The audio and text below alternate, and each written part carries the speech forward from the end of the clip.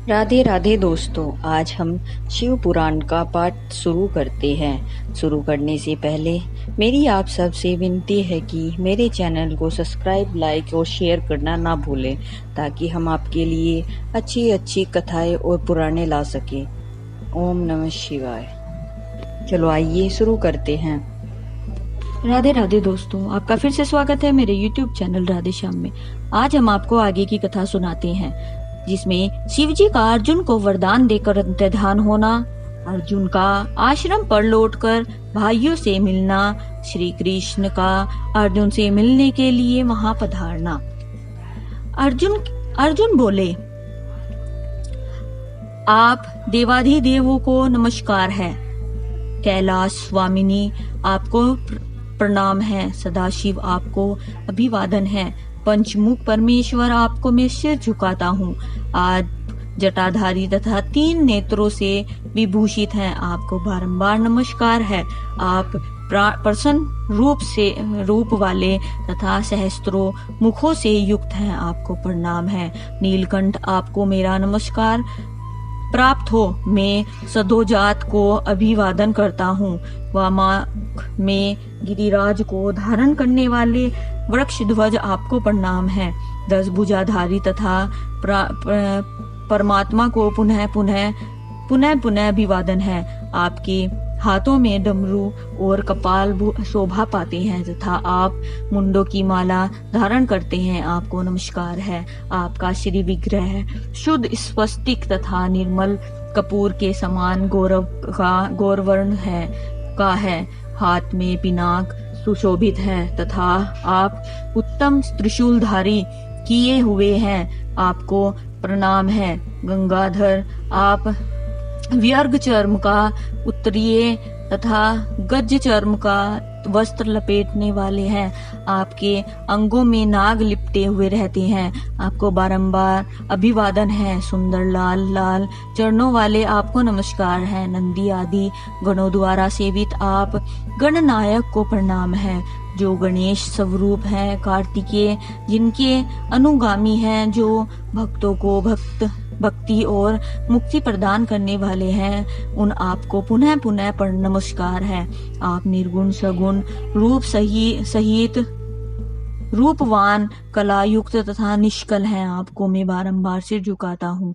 जिन्होंने मुझ पर अनुग्रह करने के लिए किरात वेश धारण किया है, जो वीरों के साथ युद्ध करने के प्रेमी तथा नाना प्रकार की लीलाएं करने वाले हैं, उन महेश्वर को प्रणाम है। जगत में जो कुछ भी रूप दृष्टिगोचर हो रहा है, वह सब आपका ही तेज कहा जाता है। आप त्रिदूप हैं और अन्य भेद से त्रिलोकी में रमण कर रहे हैं। जैसे धूल कणों की आकाश में उदय हुए तारकाओं को की तथा बरसते हुए जल की बूंदों की गणना नहीं की जा सकती है, उसी प्रकार आपके गुणों की भी संख्या नहीं है। नाथ आपके गुणों की गणना करने में वे तो वेद भी समर्थ नहीं है। मैं तो एक मंदबुद्धि व्यक्ति हूँ, फिर मैं आपका वर्णन कैसे कर सकता हूँ। महेशान आप जो कोई भी हो, आपको मेरा नमस्कार है। महेश्वर आप मेरे स्वामी हैं, मैं आपका दास हूँ, अतः आपको मुझ पर कृपा करनी चाहिए। नंदीश्वर कहते हैं, मुने अर्जुन द्वारा किए गए इस सत्वन को सुनकर भगवान शंकर का मन परम प्रसन्न हो गया। तब वे हंसते हुए पुनः अर्जुन से बोले। शंकर जी ने कहा, वत्स, अब अधिक कहने से क्या लाभ, तुम मेरी बात सुनो और अपना अभीष्ट कर वर मांग लो। इस समय तुम जो कुछ कहोगे वह सब मैं तुम्हें प्रदान करूंगा। नंदीश्वर जी कहते हैं, महेश शंकर जी के यो कहने पर अर्जुन ने हाथ जोड़कर नतमस्तक हो सदाशिव को प्रणाम किया और फिर प्रेम पूर्वक गदगद वाणी में कहना आरंभ किया। अर्जुन ने कहा, विभो, आप तो स्वयं ही अंतर्यामी रूप से सबके अंदर विराजमान हैं, अतः घट घट की जानने वाले हैं। ऐसी दशा में क्या कहूँ, तथापि मैं जो कुछ कहता हूँ उसे आप सुनिए। भगवान मुझ पर शत्रुओं द्वारा जो संकट प्राप्त हुआ था वह तो आपके दर्शन से ही विनष्ट हो गया है। अब जिस प्रकार मुझे इस लोक की परासिद्धि प्राप्त हो सके वैसी कृपया कीजिए। नंदीश्वर कहते हैं, मुने इतना कहकर अर्जुन ने भक्त वत्सल्य भगवान शंकर को नमस्कार किया और फिर वे हाथ जोड़कर मस्तक झुकाए हुए उनके निकट खड़े हो गए। जब स्वामी शिव जी को यह ज्ञात हो गया कि यह पांडव पुत्र अर्जुन मेरा अन्यन भक्त है, तब वे भी परम प्रसन्न हुए। फिर उन्हें महेश्वर ने अपने पशुपात नामक अस्त्र को, जो सर्वथा समस्त प्राणियों के लिए दुर्जय है, अर्जुन को दे दिया और इस प्रकार कहा। शिव जी बोले, वत्स, मैंने तुम्हें अपना महान अस्त्र दे दिया है। इसे धारण करने से अब तुम समस्त शत्रुओं के लिए अजय हो जाओ, विजय लाभ करो। साथ ही मैं श्री कृष्ण से भी कहूंगा कि वे तुम्हारी सहायता करेंगे, क्योंकि श्री कृष्ण मेरे आत्म स्वरूप भक्त और मेरा कार्य करने वाले हैं।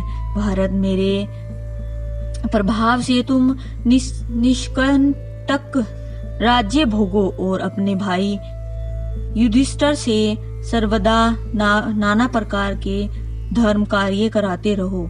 नंदीश्वर कहते हैं, मुने यो कहकर शंकर जी ने अर्जुन के मस्तक पर अपना कर कमल रख दिया और अर्जुन द्वारा पूजित हो वे शीघ्र ही अंतर्ध्यान हो गए।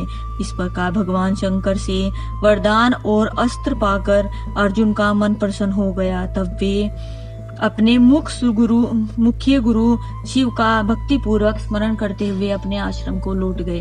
वहां अर्जुन से मिलकर अपने सभी भाइयों को ऐसा आनंद प्राप्त हुआ मानो मृतक शरीर में प्राण का संचार हो गया हो।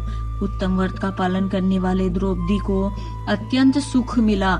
जब उन पांडवों को यह ज्ञात हुआ कि शिव जी परम संतुष्ट हो गए हैं, तब उनसे उनके हर्ष का पार नहीं रहा। उन्हें उस संपूर्ण वृतांत के सुनने से तृप्ति ही नहीं होती थी। उस समय उस आश्रम में महामनस्वी पांडवों का भला करने के लिए चंदन युक्त पुष्पों की वृष्टि होने लगी। तब उन्होंने हर्ष पूर्वक संपत्ति दाता तथा कल्याणकर्ता शिव को नमस्कार किया और 13 वर्ष की अवधि को समाप्त किया। 13 वर्ष की अवधि समाप्त हुई। जानकर यह निश्चय किया कि अवश्य ही हमारी विजय होगी। आज की कथा हम यह समाप्त करते हैं। आगे की कथा आपको कल सुनाएंगे। ओम नमः शिवाय। अगर आपको मेरी वीडियो अच्छी लगी तो बेल आइकन दबाना ना भूलें, ताकि आपको मेरे आने वाली वीडियोस का नोटिफिकेशन मिलता रहे। धन्यवाद। ओम नमः शिवाय।